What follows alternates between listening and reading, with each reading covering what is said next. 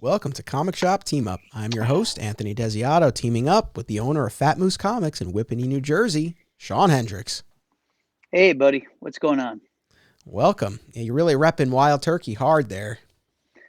Oh, I just got this the other day. There we Yeah. go. I don't know if Yeah. we're any closer to getting that sponsorship, but we're pulling out all the stops. Could somebody call Matthew McConaughey and tell him that it's rightfully my mantle to be the spokesperson for Wild Turkey? Yeah. Uh, All right. I think most people would probably consider you the McConaughey of Whippany, right? So Yeah, it's sure. only right. You know, a lot of times I have a few things jotted down, kind of jumping off points, things to talk about. What would you like to talk about, my friend? Oh my God. I don't know, man. The slow decline of civilization. It's a fun show. It's supposed to No, be a fun show. never give me the reins. This is your show. Do Okay. not leave it All in right. my lap. All I'm right. exhausted. All I right. do. Look, I'm always prepared. So I do have something. So in the last Oh, you're episode, just baiting me. You're no, I just wasn't. baiting me. No, Oh, honestly, okay. if you said like, listen, I really want to talk about this, I would have happily gone down that road. Let's talk about Bitcoin. No, I Uh, got um, but you know, in the last episode, you mentioned your close personal artist friend, Tom Rainey. Tom Rainey. I'll drop a name for just a moment and talk about one of my close personal artist friends, VKenMarion. VKen. Because in one of our episodes last month, we talked about he came up in conversation, and you were wearing your Scarlet Spider hoodie, and I was like, you know, Ken could do like an amazing Ben Reilly cosplay, and not long after that. He tweeted and he tagged me. He did this Scarlet Spider piece that It was was so so cool. nice. Oh my God. It was so damn good. Where me being the jerk that I am, I had a comment like, "Wow, that's really great. I wonder what his Ghost Rider Johnny Blaze would look like." Trying to solicit some free artwork from VKenMarion, which, by the way, hook it up, dude. Come on, VKen or V or Ken. Does wait? You said he goes by either V or Ken, right? Yeah, yeah. Okay, Uh, no, listen, so yeah, I don't hit him up. I don't hit him up for free art. But I'm when I still was waiting for doing, that Sean Murphy piece. Remember? yeah, I know. But when I did the country Kickstarter campaign, Ken did contribute a sketch as one of the rewards, and that was awesome. So, he's gone, above and beyond. Yeah, Sean Gordon Murphy, right, who did Batman White Knight. Yes. We talked Sorry, I'm about that. relocating. Yeah, you do what you got to do. Sorry, We I didn't did like the a. lighting there. That's all right. I'm just gonna keep going while you No, keep going. All right, I'm you here. I'm here, resituate pal. yourself. But yeah, Sean Murphy. You know, you and I we talked about like 6 out of 8 issues, which had everything that was published at the time for a live panel at ZapCon a few years ago. And Yes. yeah, I know you had the hope that, and I guess I shared it to an extent that, you know, I don't know what we thought would happen. He would like send us a sketch, but yeah, no, that did not happen. No, well, hold on. How do I not understand how cameras work at this I don't point know, in my but I life? think you're all right. Yeah, there you go. All That's a right, little. There you go. it is. There you go. I don't like this fluorescent lighting. It makes me look bald. There's hair there, I swear. Okay. I Anyhow. tell you, the fluorescent light. I don't miss that about my old shop. I don't miss that about my office now that I've been working from home for a while. Yeah, I don't miss that. Yeah, well, one of my regular customers is a an electrician, and he had told me, he's like, listen, I can replace all of this with LEDs real cheap, and I'll even do it for store credit because he got a few statues I'm interested in. So I have to pull the trigger on that one. But I also have to figure out if that would or would not be my landlord's responsibility, No. because there's a difference between like cosmetic repairs or actual repairs. So I don't know. But yeah, the lighting in here is terrible. I filmed there. I know. Yeah. Oh, yeah, exactly. It sucks. It's an old building. I mean, this building was built, I think, in 1310, if I remember correctly. It's built, on the bones of the previous owners. But yeah. So anyhow, Yeah, Sorry, well, during I'm the just Revolutionary War, I think didn't they use that as a just like a way station for the soldiers, before yeah. the This was Battle a of staging Whippany, ground. The Battle of Whippany. Yes, the famous Battle of Whippany. like the Battle of Shroot It's Farms. true for oh, you son of a bitch! I was just about to say that. This was a collective of poets and painters, and yeah, Yeah, dandies, the dandies of the time. The dandies. Yes. we've mentioned The Office a few times. Do you have Peacock?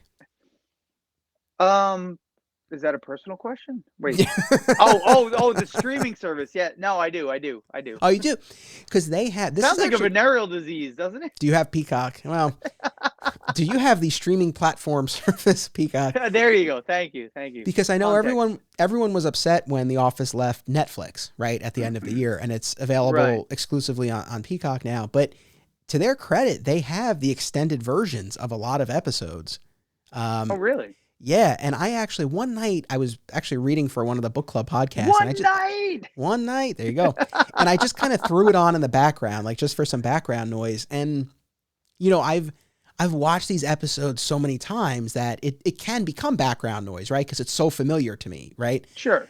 And I was like, wait a minute. I was like, that wasn't in the episode. And I've watched all the deleted scenes on the DVDs, but that was years ago.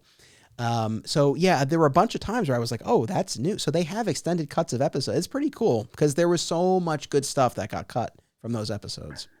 Well, I got Peacock mostly because I want to see Psych Lassie Come Home. Oh The yeah. I don't know if you ever watched Psych. No. So good, dude. Give it a shot. Yeah. Seriously, All right. that show is so clever, so much fun. But they did like an original movie, and it's available on Peacock. So I downloaded the app and everything and signed up, and I still months later have not even tapped on the icon to open the app to look at the things. It just, I'm like behind on Invincible. Have you watched any of that? Haven't watched any of that yet. It's really good. I mean, it's very violent, for a cartoon. But I just finished Falcon and Winter Soldier, Yes. um, which I thought was great. But yeah, there's so much stuff. There's so much content, so much stuff out there. It's like, all right, so am I gonna watch reruns of The Office to see 3 minutes of new footage? Probably not. I mean, not that I wouldn't want to. It's just I don't have the damn time right now. Yeah. No, I get it. And then, like podcasters, put out like 2-3 hour episodes. Dude, yeah, what was that? I haven't listened yet. What the hell? What are you going for a world record? I did. There are two recent, my voice cracking. I'm not cutting this. It stays in there. Puberty happens to all of us. One day I'll be done with it, but it's funny. I remember one day at work, because Steph and I work at the same place, and she would come to my office for lunch, and I think we were married at this point. I wasn't that embarrassed, but like I answered the phone, and it's Pace Law School, and it was like Pace Law School, like it just. Anyway, well, what can I say? But I don't even know where I was going with that. What was I starting? What the hell were we talking about? I've lost the narrative so quickly. It's been a long year. Yeah. Oh man. I don't know where we were going with that. Extra content, Invincible. Oh yes, thank you very much. Okay, the podcast. Yeah. I got there. Holy crap! Thank you. Thank you. Oh So yeah, your marathon. Yeah. Yeah. So I did 2 recent episodes of Digging for Kryptonite. They're both out at this point. One on the pre-crisis tellings of the origin story, and then another episode on the post-crisis tellings. And both of them were in the neighborhood of 3 hours, which is, they're far and away the longest podcasts I've done. But the thing is, it's like that was not the aim to do episodes that long. And if anything, we tried to rein it in, but those were the conversations we had. Like they just kept going. And I'm so proud of them because I think like for us, they flew by. I don't know how the listeners will feel, but I'll let you know. Yeah. Yeah. I mean, but it's like, look, whether you or anyone else, it's like if you have it on while, you're doing other stuff or commuting or anything, it's it'll keep you company for a while. But and it's like for anyone who has an interest in the tellings of the Superman origin story, I mean, we covered like just about everything. So it's pretty thorough. Right. Super who? What, After what after you're the done with these episodes, you'll know all about. Superman? It's pronounced. I'm not Yeah, not Super familiar. Superman. It's not a last name, you know. Like, it's not Superman. Yeah, Carl Superman. Superman. Yeah, yeah. Oh, I do want to. I actually No, have a what? no. I was gonna say I'm looking forward to listening to them. It's just a matter of finding the time. Like the only time I really listen to podcasts anymore is when I'm vacuuming the condo once a week. Because on the way to work, I usually listen to the news Wait, to wait a sec. know, Wait, wait. Back up. Wait, back up for a second. Wait, when do you listen to whoa. podcasts? When you're vacuuming? When I'm vacuuming. While Yeah. you're vacuuming, you're able. Oh, with I guess with your the Yeah, earbuds in. I It's look all at right. I got these All right. now. See, no, I'll put in the headphones and I'll vacuum. I hate the sound of the vacuum, so I'll Right. listen to podcasts. It only takes me usually about 30 or 40 minutes to vacuum the place. That's not a huge place, but on the way to work in the morning, I usually listen to the news just to see how long we have left, and then on the way home, I'm usually so tired that if I listen to a podcast, I'm just going to doze off behind the wheel and crash into a tree. So I just listen to the radio or a CD and I sing along just to, keep my blood pumping. So yeah, my podcast listening time has been truncated very much. So when you put out a 14-hour podcast as you do, Yeah. it's a matter of like, all right, I'll get there. And the good thing is that your podcasts are timeless. I mean, it's not like, oh, let's talk about the news today. Let's talk about, if I listen today or if I listen a month from now, it's going to be this, it's not like something has changed. It's not a newscast. It's not Yeah. so I have them all on hold. I have them all saved. I have them all lined up. And it's just a matter of finding the time to actually get to it. No, I appreciate it, and I've heard from a number of people who, especially over the past year, not having their usual commute, falling behind on stuff. Like one of the old AR gang, Zach, the puppeteer, he commented. Oh, yeah. He's like, oh, I'm finally starting to catch up. Like I have the commentary episode that you did for My Comic Shop Country with Sean. I'm like, that's a A year ago. year ago. It's like you got a long way to go, buddy. But that's the What's thing. funny? Zach, I saw your first documentary about AR, and Zach was featured prominently in there. And then when I went to the screening in Yonkers for My Comic Shop Country, he sat next to me on my right. And I remember being like oddly starstruck. I'm like, that's the guy, that's the puppeteer guy. I just had that moment like, oh, I've seen that guy in a movie. But Yeah. yeah, we're Facebook friends and whatnot. Yeah, he's a good dude, man. He seems cool. He offered to do he offered to to come on the Superman show and do like a debate, like a point counterpoint about the Zack Snyder DC trilogy, and I just reacted with the laugh emoji. It's like, no, I'm not doing that. I'm not doing that. And I know we talked about Snyder in one of our previous episodes, but Wait, Zach who? Wait, I don't think we've covered any of this. you already did that bit before. You got to space I it out. You know. gotta. Sorry, man. It's very late. No, wait. Snyder cut. I do have a comics question for you, and we must have talked about this in one of our other podcasts at some point. But I know you have a lot of fun when you catch an error in comics that you're reading, right? And you'll post about it. Oh, it's not fun as much as it's annoying because I don't look for errors. Whether it's an artistic error where the guy's got the gun in his right hand and the next panel it's in his left hand, or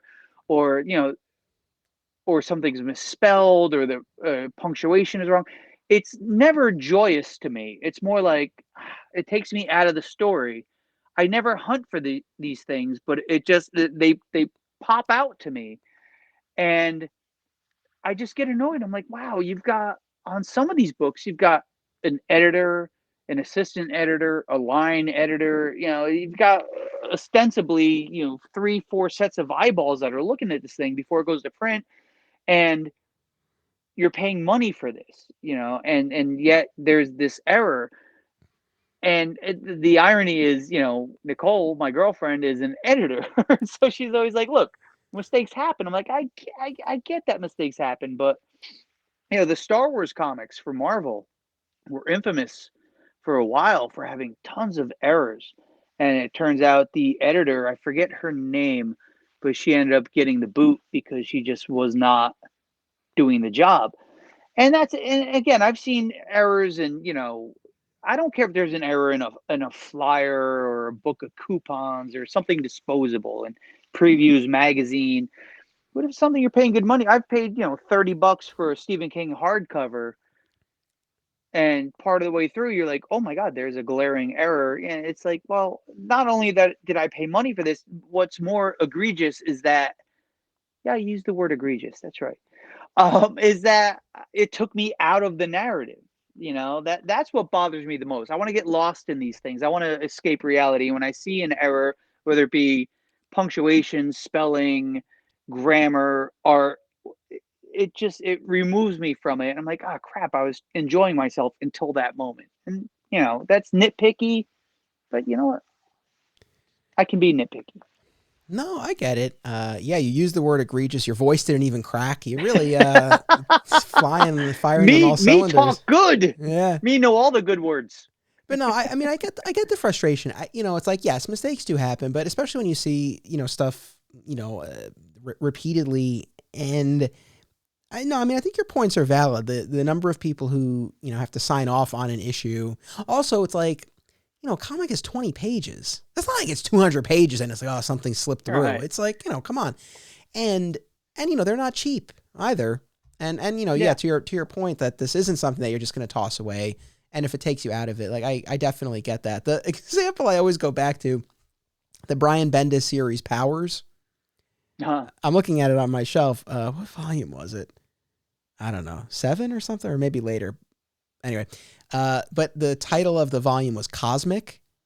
Mm-hmm. And on the spine of this trade paperback collection, it said Cosmic. Oh, shit, really? Yeah, this was years ago, but yeah, Cosmic. And that's the sort. It's like, come on, it's one thing if it's like Yeah. one panel in the issue, but this was on the book. It's still Well, there. I that's the mean, thing too. It is, if there's an inconsistency in the artwork from page to page, it's one thing.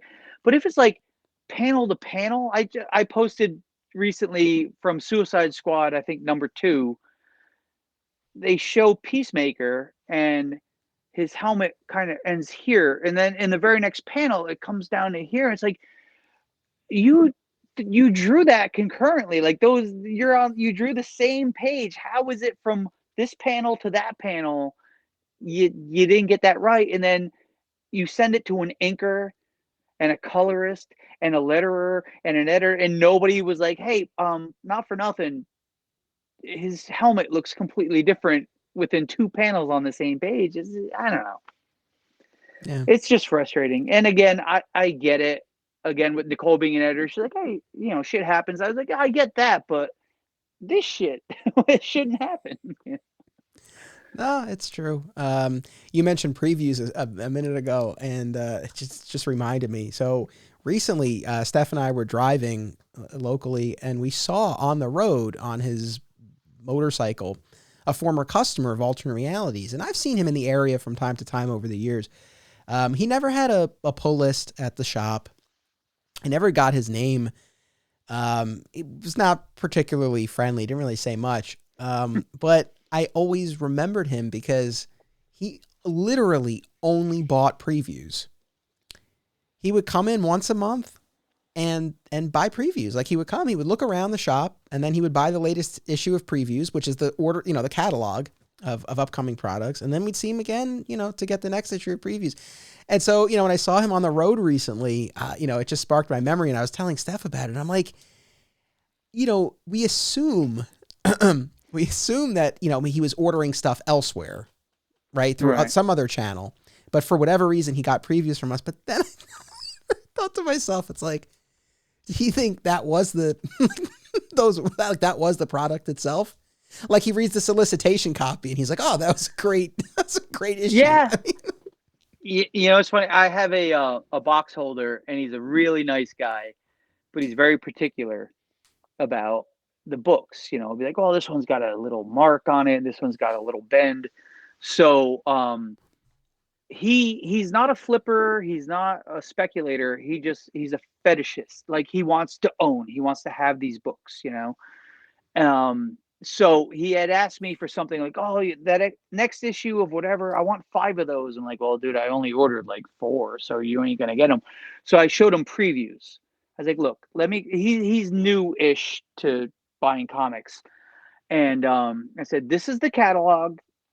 You got to let me know, buy this catalog, and at the end of the month, if there's something special you want 5 copies of that, 10 copies of this, I will order it for you. You know, I trust him to pay for these things.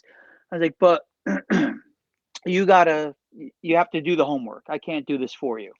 So I hand him a previews catalog, which, again, it's a disposable, it's a catalog. You know, when the month is up, that shit goes right in the recycling. So he picks it up. Let me see what I got here. All right. And he goes, well, do you have a better copy? This one's got a, I was like, dude, it's disposable. It's a catalog. But that's the way his mind works. You know, he's like, I said, those are never going to increase in value. Although, actually, I was talking to a customer about that, and he said, you know, strangely enough, there is a weird aftermarket for previews catalogs, because let's say like the Marvel insert, it will technically be the first appearance of a character if they're in the solicitation. And I was like, what are you going to do? You're going to CGC your previews catalog? Like, yeah, that's a bit too far for me, but you know, I guess takes all types, I suppose. It does.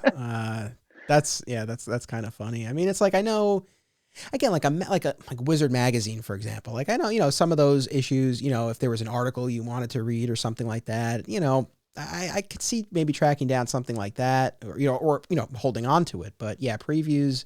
I think the only other person who saves previews, Steve Odo. Does he really? He did. I mean, I don't know. He probably still has that. I'll ask him next time I went through years ago a collection with one of my customers. Like, come with me down to South Jersey. There's this giant collection, and this thing was a huge collection.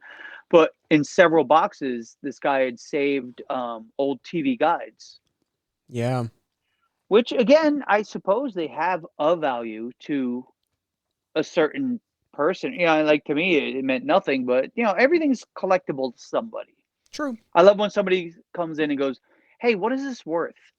I go, well, define worth. Worth to me? What's it worth to that guy? What's it worth to somebody? You know, like, it's all subjective, you know? Well said, my friend. All right. On that note, I will Are we done? We're done? They fly by. No, they fly let's by. keep going. They're Come 4 on. hours. Wait, what's your record? 2.5 hours? 3 hours and 15 minutes is the record. I got a Red Bull in the fridge.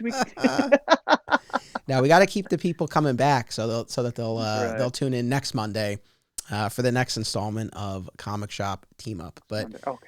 Thank you, my friend. I got to thank you, my friend. It's always a pleasure. I enjoy our talks, and I can't wait to go home and go to bed. I would say this off mic. I mean, I know, I'm sure I said this before. It's like, yes, I'm doing this. It's a way for me to continue to grow my YouTube channel. But like, mostly this is fun, and I'm glad this gives us an opportunity to check in with each other. So that's really the main reason why we're doing this. Absolutely, man. You know, I enjoy our chats. So until next time, until then, don't call on a Wednesday. Don't call on a Wednesday.